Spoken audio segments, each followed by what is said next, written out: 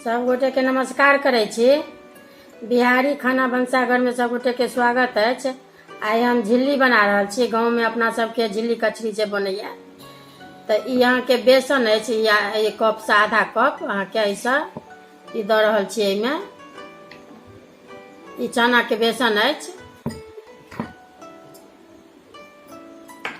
ई नून है,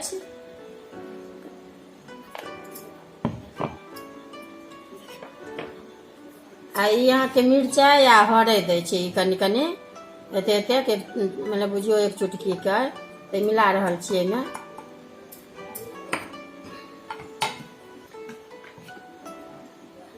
ई करू तेल है, करुए तेल में सनै छी, कनी झटकर हैत मतलब सोनगर नीक लगै छै।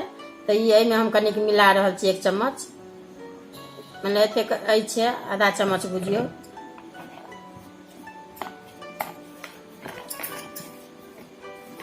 ई पहले एना के मिला लेब, तकरा बाद हल्का कनिक पानी एक रत्ती द के फिर बाद में सनबे। ई पहले मिला रहल छी।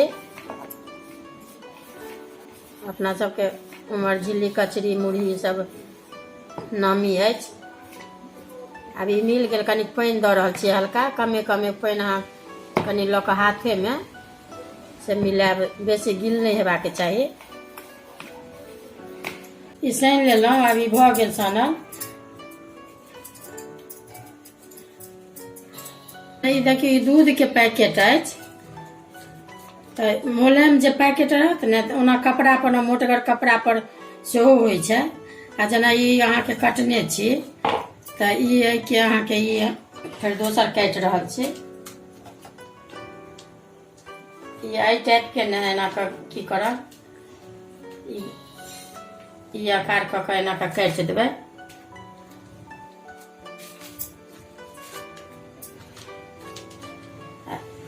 ई जे है से एकरा ई एना क देबै काट क। ई भ गेल एही टाइप के काट क। तो ई अब हम बना रहल छी। एमे ई करू तेल में ई अहाँ के झिल्ली बनैया, तो ई हम बना रहल छी। आब एकरा ने से एई टाइप के एना के द देबै प्लास्टिक में। कि एत से अहाँ के ई कोनी में कनिक पातरे, ने बेसी मोटे ने बेसी पातर, एतेक मात्र एते ई काट के हटा देबै।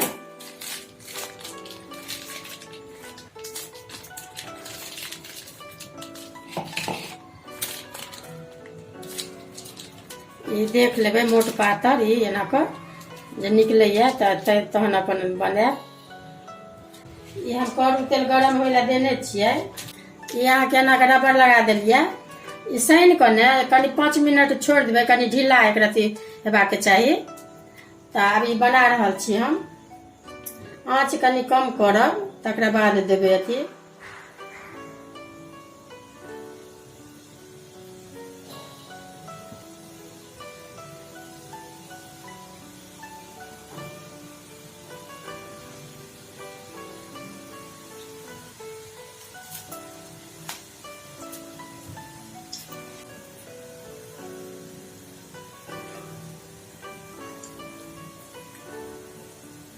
अब इम्हर से ने ई एकरा छुट्टा से एना के पलट लेब। ई एना के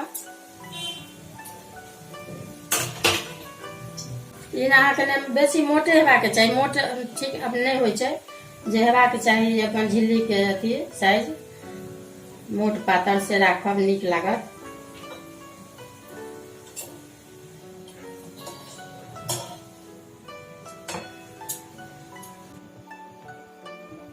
ई बन गेल, अब ई निकालै छी।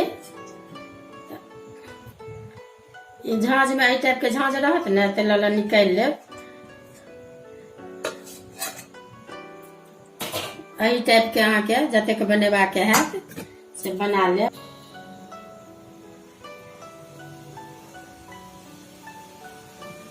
ई छोट पैघ के नहीं छै, जतेक टा के मोन हैत ने तते टा के बना सकै छी। ओ जिलेबी जकाँ जते घुमबैत रहबै अपन। अब ई बन गेल। अब एकटा लास्ट रहल है।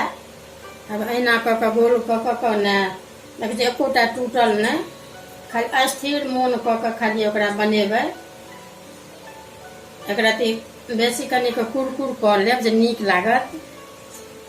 आ खेबे ने गरम गरम तऽ देखबे कतेक नीक लगैया।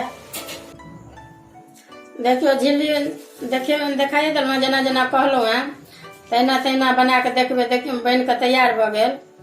वीडियो नीक लागत तऽ लाइक करब, आ गरम गरम खा के देखबे बहुत नीक लागत। कुरकुर एही टाइप के छानि छानि के निकालि लेब।